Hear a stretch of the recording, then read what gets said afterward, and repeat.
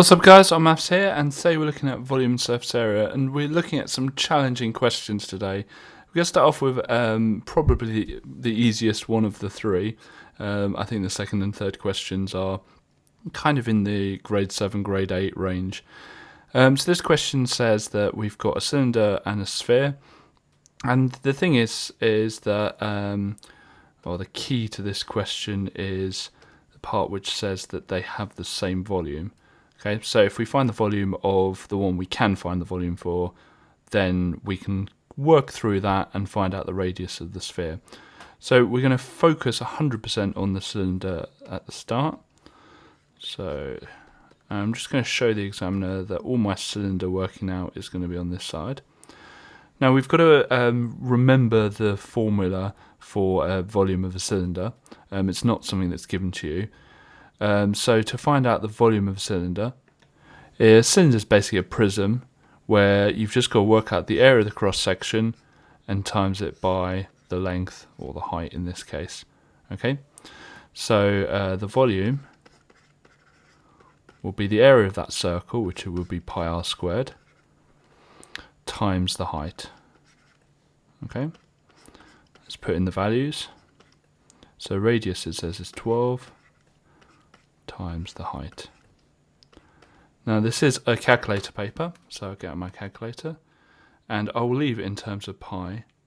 So times 144 times 30, and so I'm just going to do 144 times 30. So it would be 4320 pi. And sometimes it's easier just to leave things in terms of pi, sometimes. Okay, so that's the cylinder area volume sorted, and so we're going to work out the sphere next. Now it gives us the formula there, so I'm just going to copy that down just so I can make sure that I'm using the right one. Okay, now we know that it is 4320 pi, and all we've got to do now is just do a bit of rearranging. So I'm going to get my lines in, and the first thing that I see to do is divide by pi, so we can just get rid of that pi straight away, which would be nice. So we've got 4320, and you can see now why I left it in terms of pi. Okay, I could do this in one, but I'm just going to do this in two because it'll make things simpler. So this 4/3, I want to get rid of that.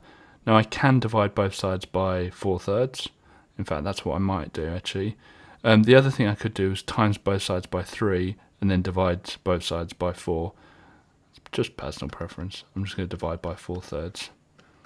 Because it's a calculator paper, I can do it quite easily. So 4320 divided by 4/3. And that gives me 3240. It's equal to r cubed. And then I'm just going to cube root both sides. And again, just show the examiner what it is that I'm doing, just in case I make any mistake. And let's just move down a bit. Ooh. Don't want to move that one. Right, so I'm going to type in the cube root button, which is that one, and then answer. And so we've got 14.797 blah blah blah is equal to r. Does it ask us for any accuracy in here? It doesn't say that we need to round it to anything specifically. So what I'm going to do is just round it to 14.8 to, I don't know, 3 significant figures. Yeah. So answer is 14.8. Next we've got quite an interesting Edexcel question. This was kind of in the grade 7 territory of the exam paper. So we're given the volume of this quarter sphere, and we're asked to find the surface area. So the first thing I'm going to do is I'm going to pretend it's a full sphere. This is probably the easiest way of getting your head around this. So I'm going to pretend it's a full sphere. So the volume of the full sphere, and I might show the examiner that I'm doing the full sphere, is going to be 576 pi times 4, because the volume would be 4 times big, so 576 times 4, which is 2304 pi. Okay, now we're told the formula for the volume of the sphere, so I'm just going to put that in. So volume equals 4/3 pi r cubed. Now we don't know what r is. That's what we're trying to find out, but we do know what the volume is. So again, put that in. And it's very similar actually to the previous question we've done. This part anyway. And we're going to put our lines in.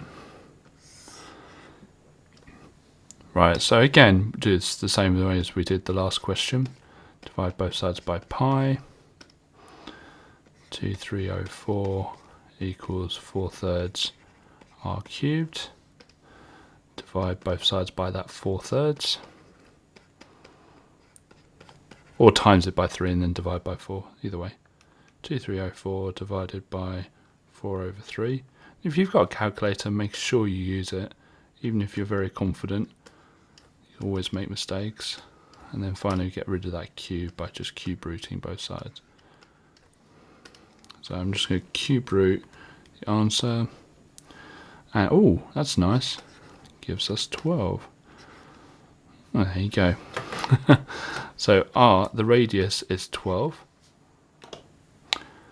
And let's go back up to the question. So we're trying to find the surface area. Now the surface area, you might just do the curved surface area, but that's not what it asks for. It's asked for the total surface area of shape S. So we're going to have to work out, I might choose a different colour for shading because I might keep the same colour for the working out. So we need to work out that bit, but we also need to work out this bit and this bit. Okay.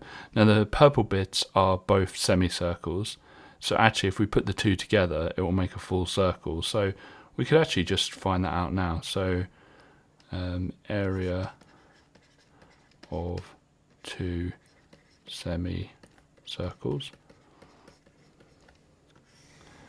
Again, show the examiner what it is you're working out. So the area we know is just pi r squared. And because they're two semicircles, it just counts as one circle, doesn't it? So it's just pi times that 12 squared. And that would be 144 pi. Now I'm going to leave it in terms of pi because I'm going to be putting this all together in the end. And so it says it wants it to 3 significant figures. So we want to make sure, if we can, that we round only at the end. Okay, so we want to do the curved surface area, which is the surface area of the quarter sphere, kind of bluey colour. So it gives us the formula there of the full sphere, but we don't have a full sphere, we've got a quarter of a sphere. So the surface area is equal to, now it would be 4 pi r squared, but actually we've only got a quarter of it, so it's just pi r squared. How weird is this? So it's just pi times 12 squared, which would be 144 pi. So to work out the total surface area, we just add the two areas together. So surface area is the area of the two semicircles plus the area of the curved surface area. And so that would be, what, 288 pi. Now it says it wanted to 3 significant figures, so we need to now convert that. So I'm going to do 288 times pi, and that gives me 904.7, should put that point there, 778, blah, blah, blah, blah, blah. Now, we've got to be careful here, because 3 significant figures is, the cutoff for it is here, okay?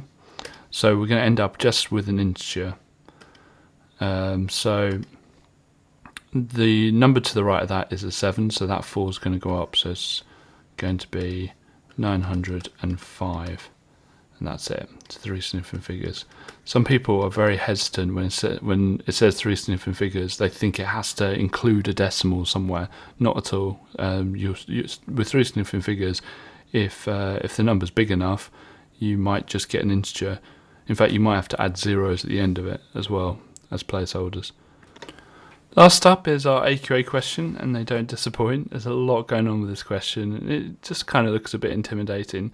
But like I always say, if you break it down, actually it's not so bad. And it's definitely not so bad to score some points, score some marks even.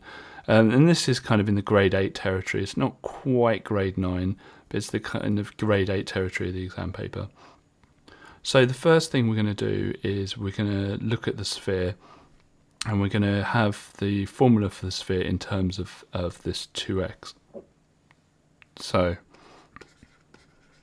show the examiner that I'm doing the sphere, and so the volume, I'm just going to put V equals 4/3 pi r cubed. And I don't really like the lines because I'm always drawing my writing's too big for the lines.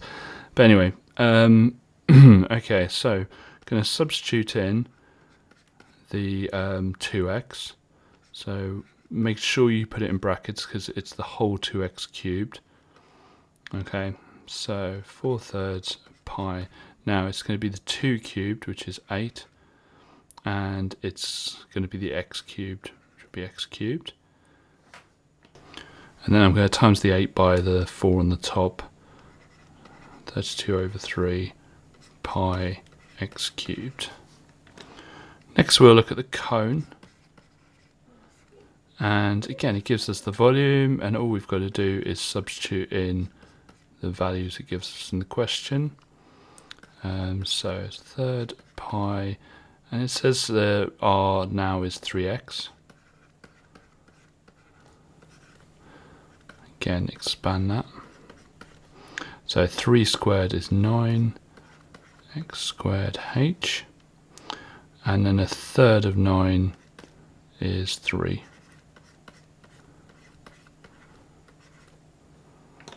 The next part says that the sphere and cone have the same volume. So now we can get these equal to each other. So we've got 32/3 pi x cubed equals 3 pi x squared h. And this part now is all about just removing what we can. So I'm going to first of all, let's have a look. I want to get rid of that fraction on the left first, so it might involve an extra step, but I'm always happy when I don't have fractions personally. So we've got 32, if I draw a 2 right, x cubed equals, and then we'll have 9 pi x squared h. Alright, I'm happier now. Next we can just get rid of the pi, so divide by pi both sides. And so we've got 32x cubed equals 9x squared h. Next we just make sure we understand what we've got to do finally by reading this carefully. Now, I've got to admit here that first time I read this question, I thought we were doing this x to h, but upon rereading it, it says it's the radius of the cone. The radius of the cone isn't x, it's 3x. So what we've now got to do is go back to our equation, okay? And all of this working out is absolutely perfect, no problem at all. But we need to replace that, instead of it being x, we need to create a kind of 3x. We need to do it in relation to the radius of the cone. So to do that, I'm just going to do the working out up here. Ooh. So I need to make that a 3x. So we need that to be a 3x. But to do that, I need to divide the whole thing by 3. Simple as that. Okay, and I need it a 3x because what I'm going to do now is replace it with, I don't know, the radius, so r. Okay, so I needed to divide it by 3 because I've kind of created a 3 to times by the x so that I can convert it to an r, and if I times it by 3, I've then got to divide it by 3 elsewhere, so that it balances. So I've divided the 32 by 3, moved that 3 to times by the x to convert it to r. It's a little bit complicated. And next, I'm going to times by 3 both sides. And so we've got 32r equals, where's that, 27? H. You get 32 over 27, r equals h. So if we start thinking about this ratio, we've got r to h. If I put r as 1, so like a unit ratio, this formula here is telling me I need to times that by 32 over 27.